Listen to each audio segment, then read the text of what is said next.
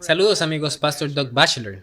Saben, pensé que era importante darles avances ocasionales y lo que está pasando en la noticia sobre las profecías y elementos de profecía que continúan cumpliéndose.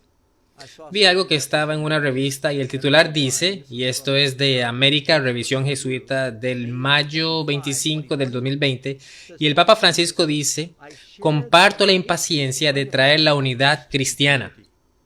En la revista Cruz, el cual es un reporte similar, dice que la búsqueda de la unidad cristiana está teniendo progreso, dice el Papa. Algunos extractos de este titular, llegando al el 25 aniversario de la encíclica de Juan Pablo II sobre la unidad cristiana. Y de hecho, el Papa Juan Pablo II es llamado un santo porque el Papa Francisco lo canonizó. Él lo hizo un santo.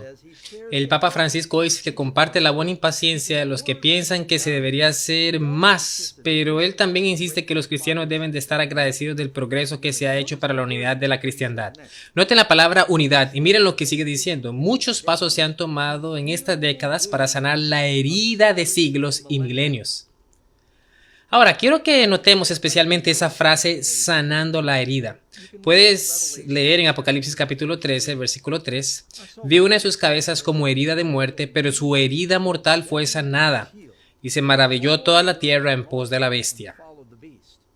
Si vamos al versículo 11, dice, después vio otra bestia que subía de la tierra y tenía dos cuernos semejantes a la de un cordero, pero hablaba como dragón, y ejerce toda la autoridad de la primera bestia, y en presencia de ella, y hace que la tierra y los moradores de ella adoren a la primera bestia, cuya herida mortal fue sanada, y también hace grandes señales de tal manera que aún hace descender el fuego del cielo a la tierra delante de los hombres y engaña a los moradores de la tierra con las señales que se le ha permitido hacer en presencia de la bestia, mandando a los moradores de la tierra que le hagan imagen a la bestia que tiene la herida de espada y vivió. Así que 3 veces en el capítulo 13 de Apocalipsis se menciona estas heridas. Este artículo que acabo de citar, el Papa Francisco comparte que muchos pasos se han tomado en esta década para sanar la herida de siglos y milenios. El Papa Francisco dijo en una carta al cardenal Kurt, que es el presidente del Concilio Pontífice para promover la unidad de la cristiandad. Tienen todo un concilio dedicado para promover la unidad cristiana. Entonces, ¿por qué es todo esto importante? Porque si eres protestante, entiendes quién es esta bestia. Prácticamente todos los grandes reformadores apuntaron a Roma como el anticristo en Apocalipsis capítulo 13. Y voy a decir esto aquí en este punto. Habrán millones de católicos que espero ver en el cielo. No estoy hablando de la gente. Les estoy diciendo que esto es la historia de los Estados Unidos y así fue como Estados Unidos fue fundada. Todos los puritanos eran protestantes. Muchos de ellos huyeron de la persecución que ocurría en Europa. Todos ellos creían que el poder del anticristo era lo que hoy llamamos el papado o la Iglesia Católica Romana. Les doy algunas citas, de hecho. John Wycliffe o Juan Wycliffe, el primero en traducir la Biblia en inglés, suponemos que el anticristo, la cabeza de todos estos hombres del mal, es el papado de Roma, hablando de la posición que el papa tiene. Juan Hus dijo, el papa es el verdadero anticristo de quien está escrito que se sienta en el templo de Dios entre la gente donde Cristo es adorado. Vamos con Martín Lutero. Él dijo, el vicario está en el lugar del jefe ausente. ¿Quién es el vicario sino el anticristo? Sé y estoy seguro que el papado es el reino de Babilonia. Eso no se puede definitivamente malinterpretar. Juan Calvino, Daniel y Pablo predijeron que el anticristo se sentaría en el templo de Dios y afirmamos que este es el papa. Algunas personas piensan que somos muy severos y censuradores cuando llamamos al pontífice de Roma anticristo. Thomas Cranmer, gran reformador protestante. De lo que sabemos, Roma es el asiento del anticristo y el papa es el anticristo mismo. Hablando de la posición del papa. Puedes ver las palabras de John Knox. No dudamos de probar que el reino del papa es el reino y poder del anticristo. Y miren, Roger Williams, uno de los grandes fundadores del sistema político estadounidense, separó iglesia y estado y también fue pastor bautista. Él dijo, el papa es el supuesto vicario de Cristo en la tierra, quien se sienta como Dios en el templo de Dios, exaltándose sobre todo lo que se llama Dios, pero sobre las almas y conciencias de sus servidores, sobre el Espíritu de Cristo, sobre el Espíritu Santo y el mismo Dios, hablando en contra del Dios del cielo, pensando en cambiar los tiempos y también la ley, pero él es el hijo de perdición. Eso es un lenguaje fuerte.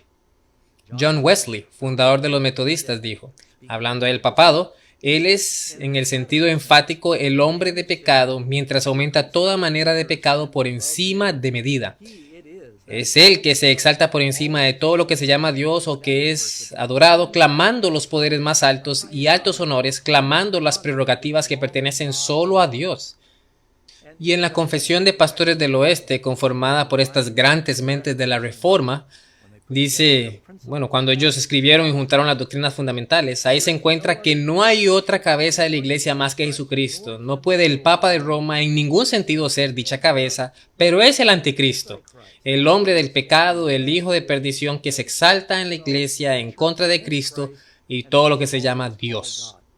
Ahora, les leo esto, amigos, y me pregunto que si quedará algún protestante en Estados Unidos que entiende lo que es la distinción entre protestantismo y catolicismo. En el libro Gran Nube de Testigos, Wycliffe, Tyndale, Lutero, Calvino, Kramer, en el siglo XVII, Bunyan escribió El Progreso del Peregrino, los traductores de la Biblia King James en inglés y los hombres que publicaron la Confesión de la Fe de Pastores del Oeste y Bautistas, Isaac Newton, Wesley, Whitefield, Jonathan Edwards y más reciente Spurgeon, el obispo J.C. Riley y el Dr. Martin Lloyd Jones. Estos hombres, entre otros, vieron la oficina del papado, noten que es la oficina, no un individuo, como el anticristo. Esto está en el libro Todos los caminos van a Roma. Ahora, la razón por la que digo esto es porque la profecía dice, y todos los reformadores creyeron, que esta bestia gobernaría y sería un poder perseguidor por 1260 años.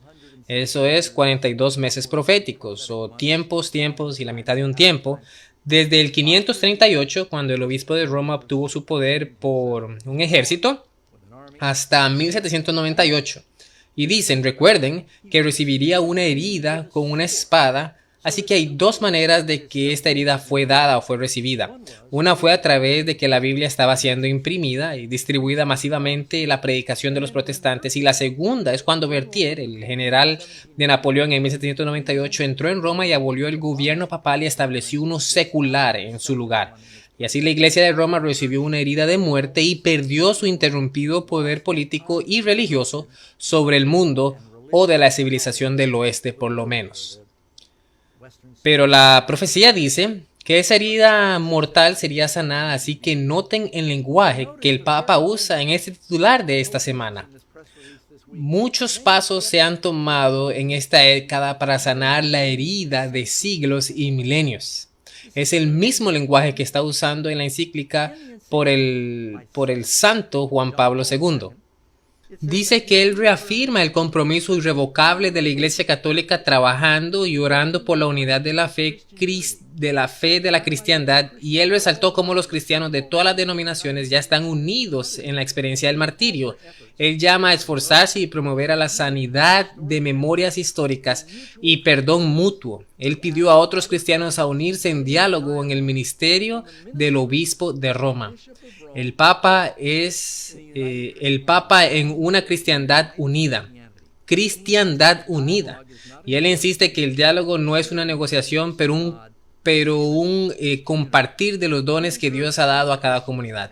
Él anima a todos los cristianos a pedir al Espíritu Santo que guíe nuestros pasos y habilite a todos a escuchar el llamado a trabajar por la causa del ecumenismo con renovado vigor, y él logra que el Espíritu inspire nuevos gestos proféticos y refuerza la caridad fraternal entre todos los discípulos para que el mundo pueda creer. En otras palabras, está citando de Juan 17, donde dice que todos seamos uno. Pero bueno, esto es lo que sabíamos que iba a suceder al final.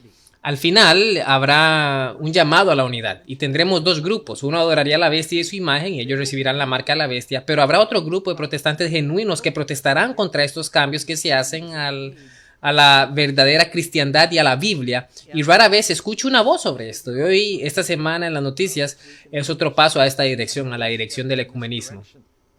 Recuerda que no ha habido un papa como este papa jesuita que ha tratado más duro y rápidamente para construir puentes entre poderes protestantes. Los tienes juntos en el 2015 con el obispo de Cattenburg, el cual se llama Austin Wesley, y luego una gran movida fue hecha en el 2016 al juntarse con los líderes luteranos para pedir perdón de Roma. Martín Lutero se sorprendería hoy.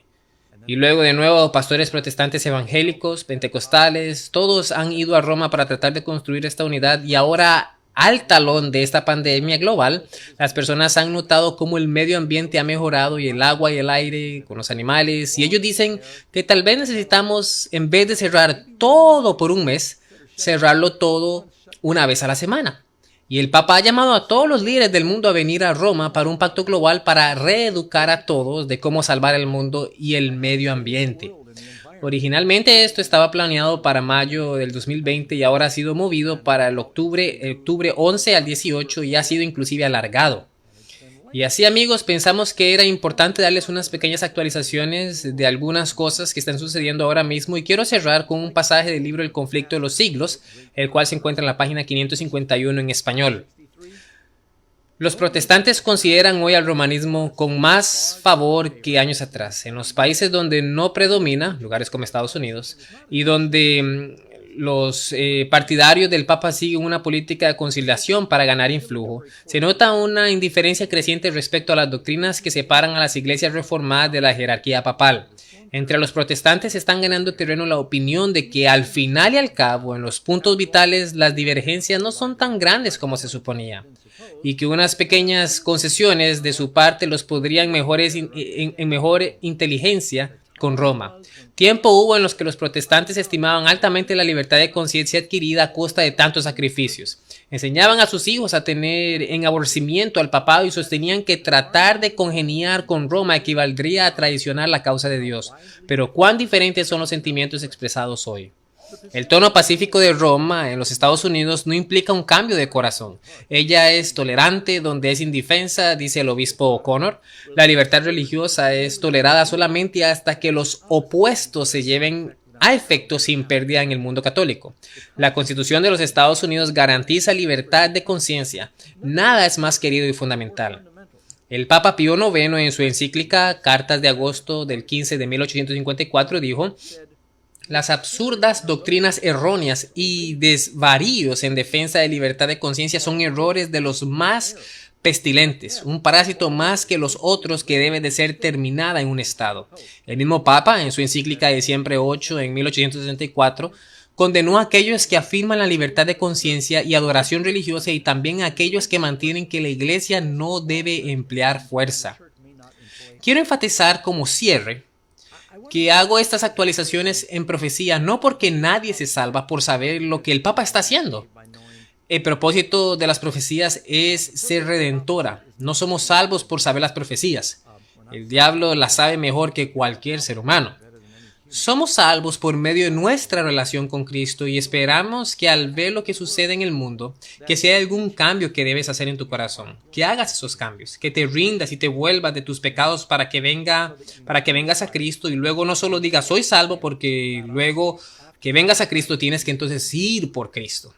Bueno, amigos, esto es solo una breve actualización profética, pero para entender por qué los protestantes protestábamos, tenemos un gran documental que habla con mucho más detalle y una manera interesante, y se llama La esposa, la bestia y Babilonia. Si quieres más información, ve a la página web que ves en la pantalla.